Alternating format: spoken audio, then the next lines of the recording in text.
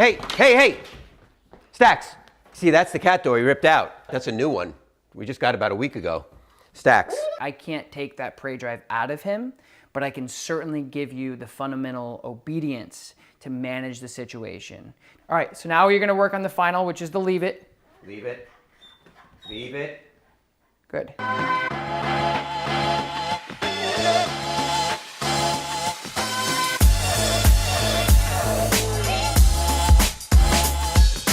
Hello everybody, and welcome back to the coolest dog training channel right here on YouTube. I'm Tom Davis, America's Canine Educator. Thank you so much for joining me here today. Today we have a case that we hear about a lot.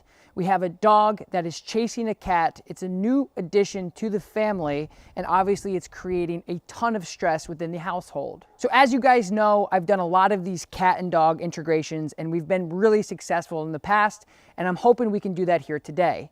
As you know, we don't have a ton of cats running around the Upstate Canine Academy, so we're doing it in-home. We're about to go in and meet the dog and the owners and see what we can do for them. Hello. Hey, come on in. I'm Tom. Fred. Nice to meet you. Nice to meet you too. Thanks for coming. Yeah, no problem. All right. We have a challenge here. Yeah, I heard. So let's see what we can do. Let's go have a seat actually, and we'll talk about what's going on. Great, come on in. So we've had Stacks for a couple of weeks. He was in a shelter and he's about a year old.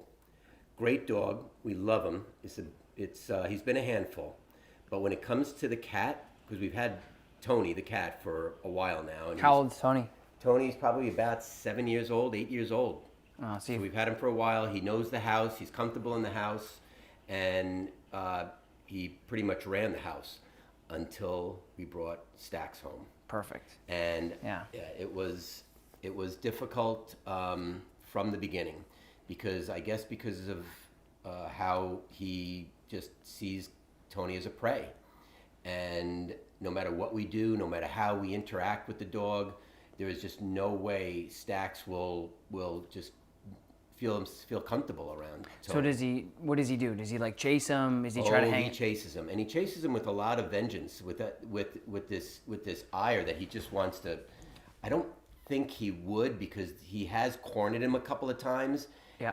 Or once actually, that he kind of got a little out of hand, and he didn't go after him and try to kill him.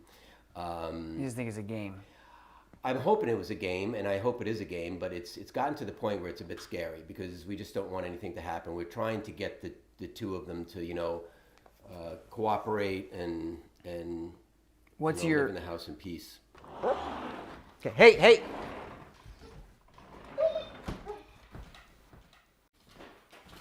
Hey! See, that's the cat door he ripped out. That's a new one.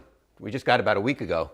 Stacks. So I always like to tell people in the integration process, like in your case, you're bringing in an adult dog to the house. Now, if you have a puppy, this is a little different, because puppies really can't do a lot of damage. They might chase the cat around and it might be cute, but they typically, in experiences like this, they typically grow up like my dogs. They're all 100 pounds or more. Once they grow up with the animal together, then they really just have a playful relationship.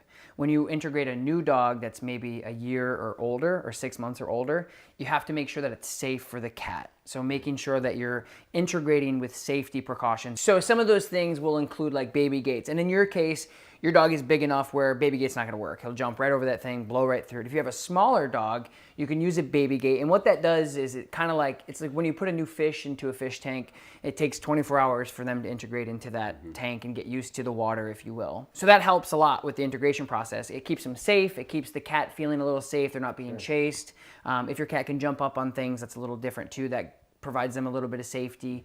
But you got to make sure that if you are getting an adult dog, especially for you guys at home, you need to make sure that when you are bringing an adult dog in, that you have those safety precautions in place. And what I'm going to do too is I'm going to throw up what an X pen is in the corner here on the screen, because an X pen is basically like, some people use them for puppy raising, where it's like a really big play pen for a baby. Yes. But you can get them up to 4 feet, and I'll link a description below. You guys can see what that looks like on Amazon or something. But what that does is it also allows your dog to be in an area that the cat is also associated with. So it's not great for bigger dogs because it is a small area. But if your cat is really comfortable with being in spaces that are smaller as well, you can put your cat in there and just kind of integrate them that way. That way it's a really safe bet and you don't have to worry and stress so much that nothing's gonna happen to the cat. Right. So what I'm gonna do is we're gonna grab Stax, we're gonna get him in here, and I'm gonna go over some of these really key fundamental principles of obedience that really helps with this. And I think the most important thing for you as a dog owner is to realize that we can't tell a fish not to swim. And in this case, it means like I can't take that prey drive out of him, but I can certainly give you the fundamental obedience to manage the situation. To say like, hey buddy, I know what you want to do, but I have to teach you these things. And right now it doesn't sound like you guys have any structure like within what you're doing. He's kind of running the roost, yeah? He is. Like I said, if we don't take certain precautions, it's Right. going to turn into a Yeah. bad thing. So the obedience portion is not only going to help you guys with managing this dog-cat situation and helping them integrate, but it's also going to be an outstanding way for you guys to get to know each other. And it's great obedience anyway. I mean, everybody should have the control. And what you'll see also too is this will transfer to your life. You have friends over, you have family over. Right. It is cute when a dog comes up and says, hey, I love you, but it's not going to be cute when they're jumping and they're barking, they're overstimulated, they're darting out the door. You really want to make sure that everything that you do with your dog is structured, and that way you want them to be a dog, be funny and cute. But when you say, hey buddy, I need a little bit of focus here, you need to be able to do that. So these exercises are going to be crucial across the board, not only for the dog in the cat situation, but just across the board with your relationship with the dog. Oh, I know. Sit. Good boy. I know. Boy. Good boy. I know. I know. Okay. Okay. Stax, come. So the three things I like to teach dogs for this type of stuff is very basic. The place command, the recall, which is the come command, and then the leave it command. So the place command is basically a targeted area like this bed here that we have set up. So it could be a bed, it could be a cot, anything other than the ground. And what we want to be able to do is say, hey dog, go there. Because what that does is it initially takes away and decompresses that pressure of him going like, where's the cat? So if you say, again, like we talked about before, I know what you want to do, you're a dog, you have a prey drive, but here's what I want you to do, and it'll decompress that prey drive.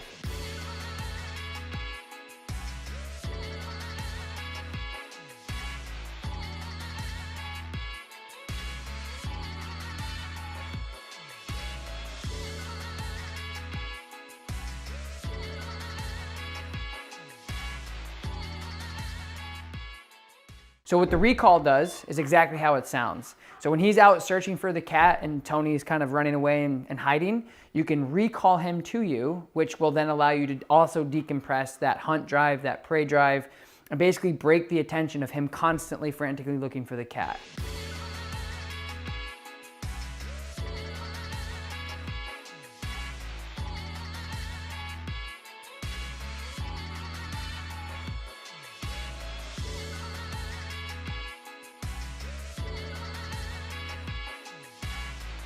So last but not least will be the leave it command. The leave it command is going to be universally used for pretty much anything you do not want him engaged in. That's going to come at the very end when we bring Tony out. Hopefully we can get him out of his scared place, and we can then say, hey Stax, leave it, and then for him to disengage off of Tony to redirect his attention. All right, so this is Tony. So we're going to really practice the leave it command.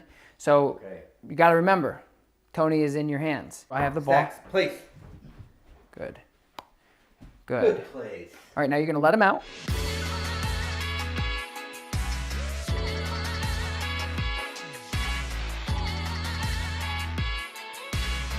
All right, guys, it's time for the final moment where we're actually going to get Tony the cat out. Wait. And we're going to... Do you think he's ready? Yeah, I think he's ready. I think that you guys worked really hard, and I think that... You don't think he's ready? If you think You got to... he's Listen, ready, you got to trust the process. If you think he's ready, I think he's ready. We have worked hard on it. If you think he's ready, I'm ready. I think he's ready. So as I was saying, we're going to get Tony the cat out, and we're going to try this out for real. Get cut up. Good. All right. So now what you're going to do is now we got the cat out. What I need you to do is you're going to... This is already better. Yeah. You're going to call him backwards, and you're going to tell him the place. So recall, walk backwards. Place. Good. Down. Stay. Good place. Good place. Stay. Stay. All right, so now you're gonna work on the final, which is the leave it. Leave it. Leave it. Good. All right, Fred, so now you're gonna recall him to you. Stacks, come. Good. Now send him to his place. Stacks, place. Oh, Good. Stacks, place. Good. So now what I want you to do is, Good leave. Stacks. Good leave. Leave it. Good boy. Good boy. okay, now Good boy. Christine, why don't you just get up and just walk that way, and he's gonna follow Christine and the cat. Tell him to leave it. Leave it. Good. Let him out a little bit. Let him out a little bit. Break. Break. Good. Stop. Nope. Got to let him out. So we got to do a recall. Okay. Okay. So we'll do it again. So put him back. Stacks, place. So you let him out, have him here, and we're going to do that whole process again. Okay. Stacks, break. Good. Let him go. Hold. Recall him. Stacks, come. Good. Come. Stacks, place. Good. Wonderful. So see how nice that is? Wow, it's great. Yeah. So it's a little better than getting dragged to the cat door every time. Hey, hey, hey! Stacks! So those three things with the, hey, come back to me because I know you're interested. Yep. And then giving him a job of like, this is where I want you to be because Tony's got to live his life too. Yep. And then you telling him to leave it, to disengage him, to say like, okay, I won't go, will really, really help you guys in the future. Okay. And then again, what it does is it allows him to actually start associating Tony with like, hey, maybe this isn't so bad. And then eventually the goal is for them to coexist. And if not, you have the ability to manage this as long as you want to. Yeah. And it's really easy with that obedience. The whole quality of life is going to be different in this house with Tony being able to, walk around right. the house, do what he has to do, and having him under control. So you're not completely out of the woods yet. There's still a lot of work that you need to do, but now you're in a situation, you have the tools to manage it, and you're going to be a lot more successful now. Instead of just having him run around and be a shepherd, now he's going to be a shepherd with structure and control. Yes, I can see it. I can see we have the tools. There's no doubt about it, Tom. Thank you. Yeah, really. You're welcome. Thank you guys so very much for joining me here today on my channel. Don't forget, like this video, subscribe to my channel, and leave a comment down below and let me know what you guys thought of this video. Peace.